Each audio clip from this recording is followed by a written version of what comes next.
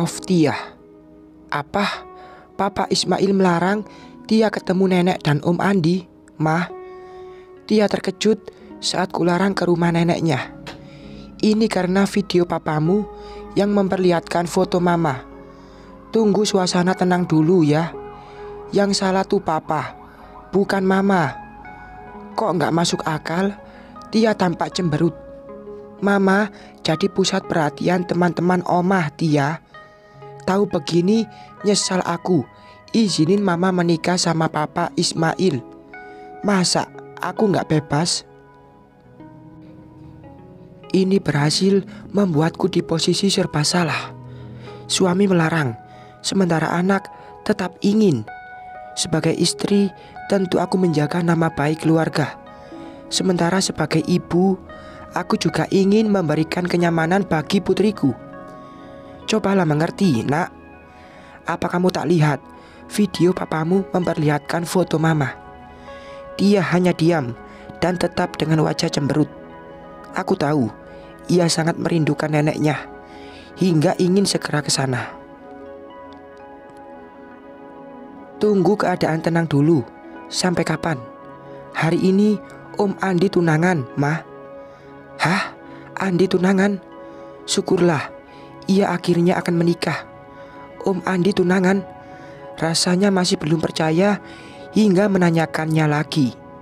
Iya, kata nenek, hari ini keluarga tante itu datang ke rumah. Terus Tia diminta hadir juga di sana. Lagian hanya menghadiri acara pertunangan, kok malah dilarang? Lagian itu kan rumah nenek. Toh papa nggak tinggal di rumah itu lagi. Mama kan bisa jelaskan ini ke papa Ismail. Baiklah, mama akan coba lagi bicara.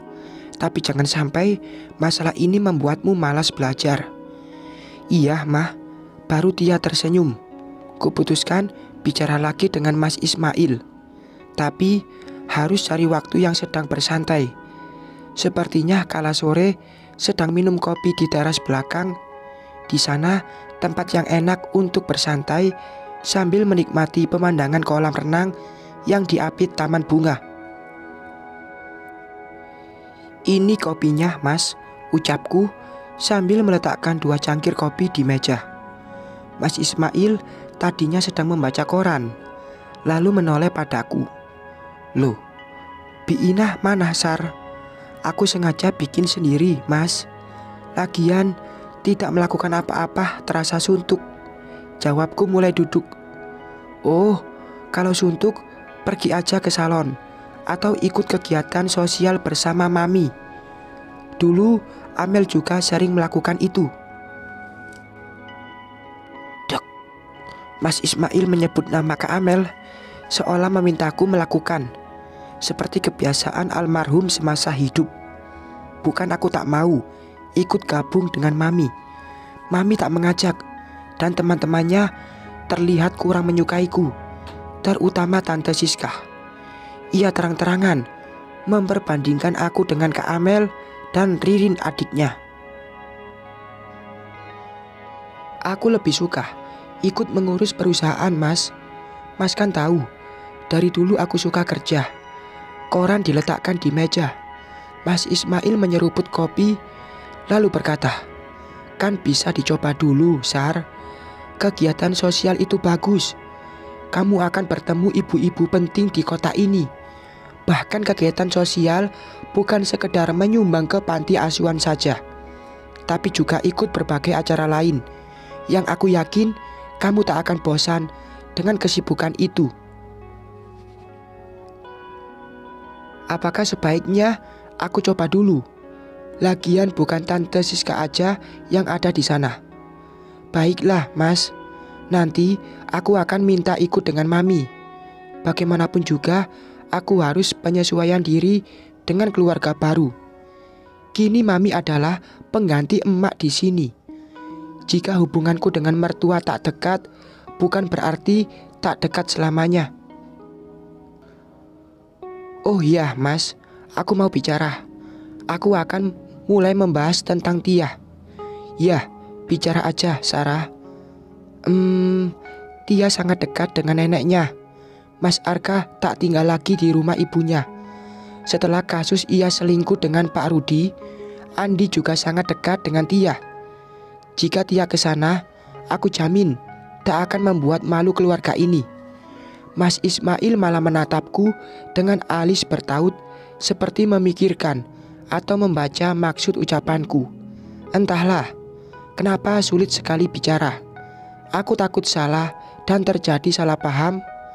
Karakter Mas Ismail belum sepenuhnya aku tahu. Apakah Tia tetap ingin ke rumah neneknya? Ternyata Mas Ismail cepat tanggap juga. Iya mas, jawabku sambil mengangguk. Mas Ismail menghela nafas kasar, terdiam sejenak, seperti berpikir lagi. Oke, tapi jangan sampai timbul masalah baru. Kamu istriku, dan tolong jaga nama baik keluarga. Iya mas, pasti, jawabku merasa lega. Akhirnya Tia diizinkan ke rumah ibu mantan mertua. Maaf Omah, terdengar Tia meminta maaf ke Mami. Aku baru dari kamar dan ingin ke ruang makan. Sebelum kaki menginjakkan ruang itu, terdengar Tia minta maaf ke Mami. Entah masalah apa hingga putriku harus minta maaf. Kamu harus bisa menjaga nama baik keluarga ini. Jangan pernah berkomunikasi dengan bapakmu di depan umum hingga diketahui orang banyak. Satu hal lagi, keluarga ini keluarga terpandang. Jangan asal bertindak yang membuat malu keluarga. Suara Mami terdengar sangat tegas. Iya, Omah. Ada apa, Mi? Tanyaku. Setelah menginjakkan kaki di ruang makan, terlihat Tia menundukkan kepala seperti menahan tangis. Sarah, Mami tak suka Tia menghubungi keluarga mantan suamimu. Ini baik untuk perkembangan Tia agar tidak terpengaruh. Lingkungan di sana tak sehat. Oh, tapi Tia kan di sini, Mi. Iya, tadi Mami lihat ia video call dengan lelaki yang gayanya kemayu. Ia adik mantan suamimu, kan? Pasti Andi yang dimaksud. Iya, Mi. Tapi Andi tidak belok. Kenyataannya, Andi sudah mau menikahi wanita. Bapak kandung Tia saja awalnya tak belok. Buktinya Tia bisa ada di rahimmu. Tapi kenyataan sekarang gimana? Ia berubah dan lebih parah. Jadi ucapanmu itu tidak tegas, Sarah. Mami bangkit dari duduknya. Sarah jamin Tia tidak terpengaruh, Mi. Setelah terjadi, penyembuhan penyakit itu sulit. Sebaiknya dihindari sebelum terjadi. Mami hanya berusaha menjadikan kalian di jalan yang lurus. Karena mendidik kalian sekarang juga tanggung jawab Mami. Lalu Mami berlalu tanpa mendengarkan lagi pembelaanku. Kini baru kusadari ada aturan yang harus dijalankan di rumah ini. Aku kira menikah dengan lelaki kaya akan hidup senang tanpa memikirkan uang serta bisa memenuhi semua keinginan putriku. Tapi justru aku diadakan sebuah dilema antara keinginan anak atau ibu mertua. Jika Mas Ismail bisa mengerti, tapi belum bagi maminya. Mah, aku gak mau tinggal di sini. Aku mau tinggal bersama nenek aja. Ya Tuhan, Tia menangis seperti tertekan. Mami berucap tegas, hingga ini cara yang salah menurut aku. Anak seusia Tia harus bicara seperti berteman, bukan membelenggu dengan aturan yang harus dipenuhi. Oma hanya khawatir saja, Nak. Aku mulai duduk.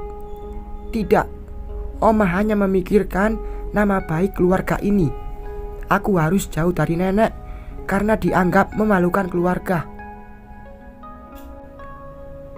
Tidak begitu, Tia. Iya, Mah. Mama gak ngerti. selama ini hanya nenek yang memperhatiin aku. Dulu aja mama sibuk kerja. Mungkin yang lebih tahu tentang aku adalah nenek ketimbang mama.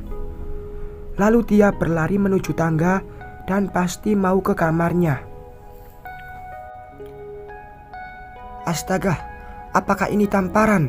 Karena selama ini aku sibuk kerja dan meninggalkan Tia bersama ibu Mas Arga. Hanya 2 tahun belakangan aku mengurus Tia dan itu pun tidak total. Bahkan Tia lebih banyak bersama neneknya ketimbang aku, ibu yang melahirkannya. Dan ibu Mas Arga pun juga memperlakukan putriku sangat spesial. Ini efek cucu satu-satunya. Mendadak lutut ini terasa lemas. Aku merasa ibu yang jahat. Karena dulu gila kerja hingga merasa tak masalah jika anak tinggal bersama neneknya. Bahkan lama menyusui, hanya 6 bulan saja, karena mendadak Tia tak mau menyusui setelah terbiasa ditinggal minum susu bantu. Tok tok tok. Tia. Tok tok tok. Tia, buka pintunya. Tia tidak membukakan pintu kamarnya. Saat kupanggil, pasti sekarang ia menangis. Membayangkan ini, dadaku sesak. Rasa bersalah makin terasa dan ini menyiksaku. Tia, mama ingin bicara. Buka pintunya. Tetap saja Tia tidak membuka pintu. Kuputuskan membiarkannya dulu hingga keadaan sudah agak tenang. Sarah, Sarah. Aku tersentak mendengar suara mami memanggil. Ada apa, Sar? Tak biasanya mami berteriak seperti itu di rumah. Ucap Mas Ismail bangkit dari ranjang. Entahlah, Mas, jawabku. Yah, Mi, sahutku bergegas keluar kamar. Di ruang tengah terlihat mami berdiri berkacak pinggang seperti sedang kesal. Perasaan mulai tak enak melihat raut wajahnya. Tia mau kemana? Kenapa ia membawa koper naik ojol? Ah, apa? Ucapan mami berhasil membuat jantungku dipompa hebat karena terkejut. Atau jangan-jangan Tia kabur ke rumah neneknya. Aku segera berlari menaiki anak tangga menuju kamar Tia, ingin memastikan apakah baju-bajunya masih ada. Sampai di kamarnya, benar yang dibilang mami. Tia pergi membawa koper berisi baju-bajunya karena lemari pakaian sudah kosong. Gimana? Benar anakmu kabur? Tanya mami ketus. Mami dan Ismail sudah berada di ambang pintu. Tia, aku terduduk di tepi ranjang. Air mata ini luruh. Aku merasa ibu yang jahat. Makanya sudah mami bilang, mendidik anak yang benar itu penting. Ini baru awal saja ia sudah membangkang. Seharusnya kamu lebih bisa mendidik anak agar mendengarkan kata orang tua, Sarah. Sudahlah, Mi, namanya juga anak ABG. Timpal Mas Ismail mulai melangkah masuk. Iya, justru dari sekarang dididik agar patuh. Anak ABG sekarang kalau salah mendidik bisa terjerumus ke hal yang buruk dan membuat malu keluarga. Kali ini aku hanya bisa menangis. Bukan karena takut pada mami, tapi takut Tia semakin jauh dariku. Sudahlah, Mi, Sarah tahu apa yang diperbuat untuk Tia. Ismail, ini salah Sarah. Mami sudah bicara sebelumnya, tapi ia tak bisa mengendalikan putrinya. Dulu Amel tak seperti ini. Ia bisa bergaul dengan teman-teman mami meskipun kalian belum punya anak. Mami tidak mempermasalahkan itu. Sama seperti sekarang, mami tak mempermasalahkan kamu menikah dengan Sarah yang sudah punya anak. Tapi satu hal yang tak mami suka, apabila ada yang tidak menjaga nama baik keluarga dan tidak bisa dididik. baru terlihat jelas seperti apa karakter Mami. Dalam keadaan seperti ini, seharusnya aku dapat dukungan darinya, tapi aku malah semakin dipojokkan. Ia juga memperbandingkan aku dengan Kak Amel. Aku bukan Kak Amel. Kak Amel tak pernah punya anak. Sementara aku. Bersambung.